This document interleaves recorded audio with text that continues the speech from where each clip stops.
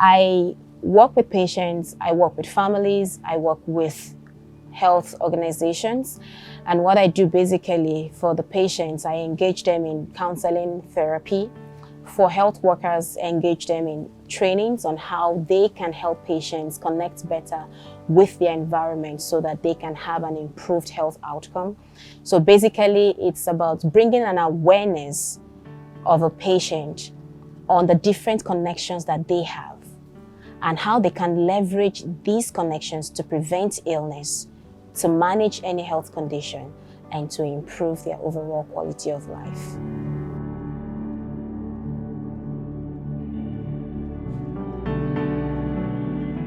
I run Pinnacle Medical Services as the Medical Director and Psychiatrist in Chief. Pinnacle Medical Services is a health and wellness center that covers medical consultancy on emotional, behavioral, psychological and mental related issues for individuals and corporate organizations. Of course, being a medical doctor, seeing patients with flu-like symptoms and presenting in different ways are some of the things we do manage from time to time. But of course, with the COVID-19 being a novel virus, with the World Health Organization declaring a global pandemic because of this, it was quite a surprise. And being a psychiatrist, my major role, if you look at how you manage an individual, there's what we call the biopsychosocial model.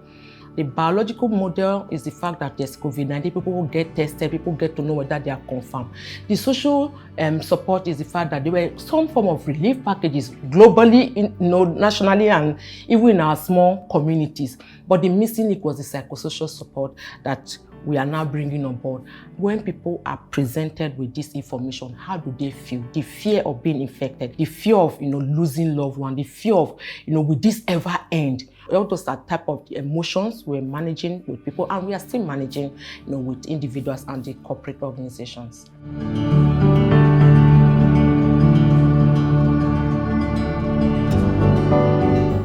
Hello, my name is Vimbai Ekpenyong. I'm a television host and a television producer. Apart from that, of course, a big part of the work that I do is hosting live events. So, whether it's a birthday or a massive corporate event or a launch, you name it, I'm always there to get on the stage, host, bring life. I love big crowds. I love the energy.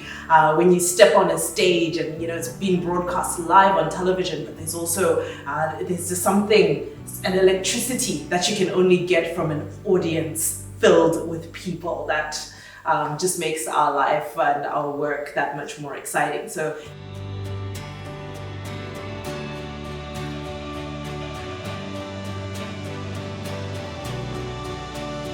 did you do that inspection? Did you check from head to toe? Did you observe? Yes, so I did, and then I noticed, the rashes he usually has around his chest area and his back. Okay. When this started, having experienced this myself, being pregnant and the care that a pregnant woman or a pregnant couple would need, I envisaged that there was going to be a problem. So immediately we heard about the crisis, I just started thinking, what are the services pregnant couples would need? From mothers especially, I don't want to give birth in the hospital. I don't want to contract the COVID-19. Then we had to quickly devise a means through which to reach these people. Now, this was what I was doing on a singular capacity, but there was a need to expand, so we got nurses involved.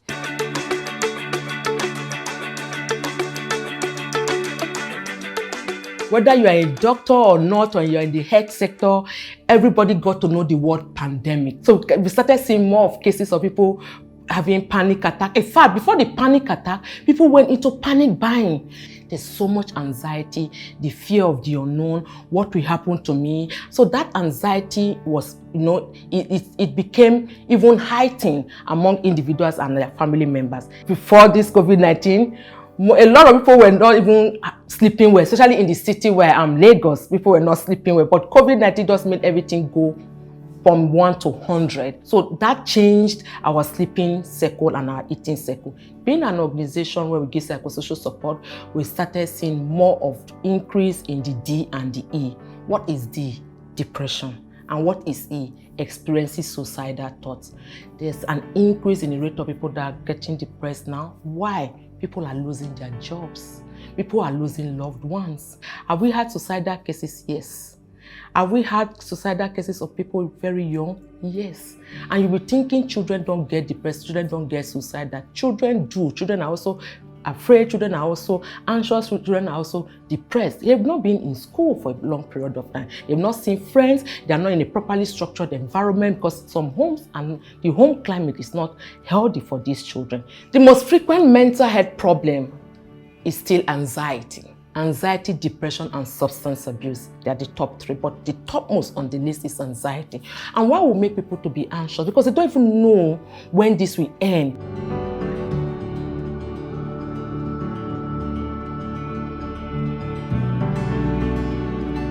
I've heard of so many people who did everything right and still ended up with it.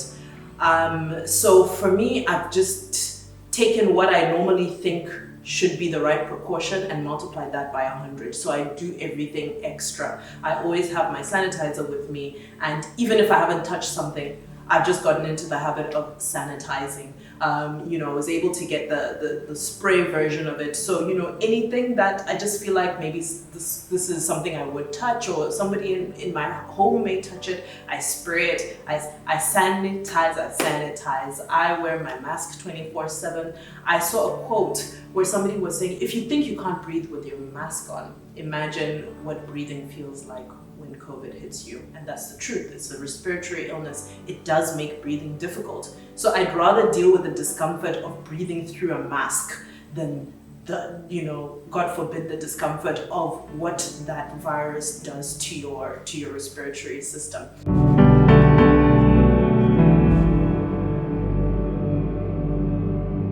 Mr. Johnson Ogundari, it's nice to have you connect with us.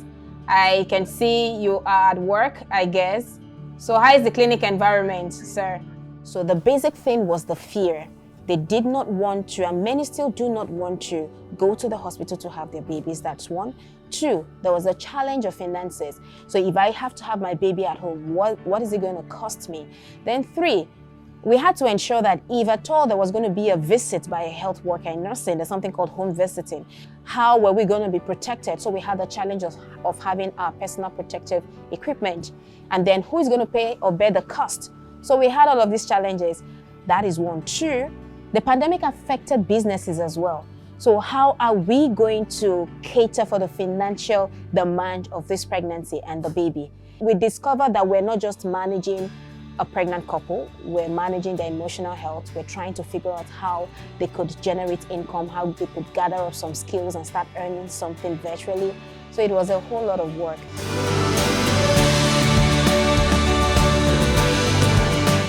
Hey, I like that you are saying you are accepting it and then you are working on it and you have a good support system. But when it also comes to sleep, with the fact that you are resuming soon, I will quickly run through, if that's what we will even look at in this session today on how to achieve good sleep hygiene. I think that will be a very good takeaway for us.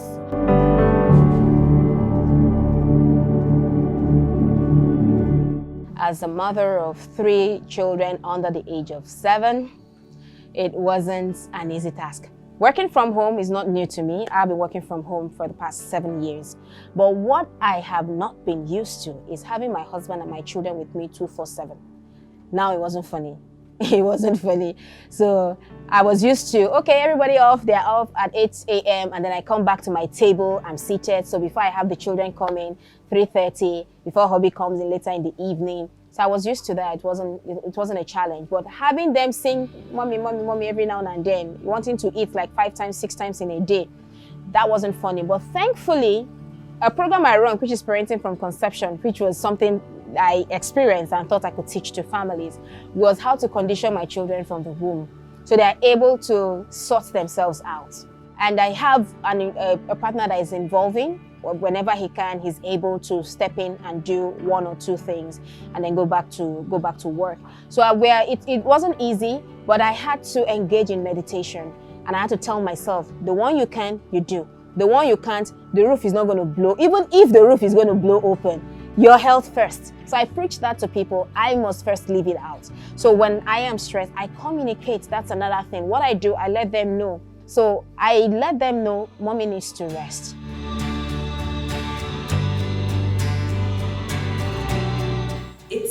It's taking me back to sort of the foundation of things. You know, at the very extreme is somebody losing their life, and you know, us knowing that we actually, those outings, we don't have to go out. You know, we need to sanitize, we need to wash our hands, we need to. So it was just a reminder that life is actually very fragile. And the other extreme end of it is that, you know, weddings and all these glamorous things that I'm just imagining the amount of money, the stress, the number of fittings, the fabric that had to be brought in from there, the ladies who worked night and day to bead it and make it special. And I was obsessed with, I was crying, it was my world, you know, this dress. And it, at the end of the day, it didn't matter. It really didn't matter when Andrew and I decided that lockdown, no lockdown, whatever's going on, what matters is us getting married and us spending the rest of our lives together. I think that was a massive game changer for me at how I look at life. And you know, you sit down with your friends, and your friends will tell you, you know what you need to get married? You need your husband, and the registrar or the pastor or whoever's, that's it, that's all you need. So all these other things, just like put them aside, we'll celebrate. But so I think for me that was a very massive lesson.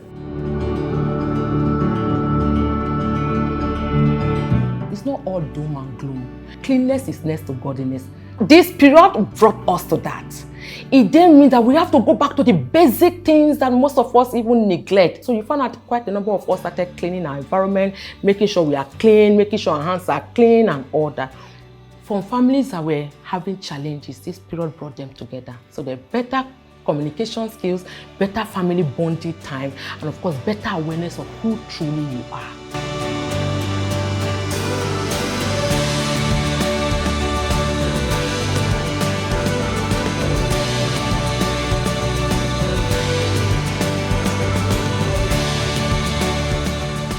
So remember to take a rest. Remember, when your body is speaking, listen.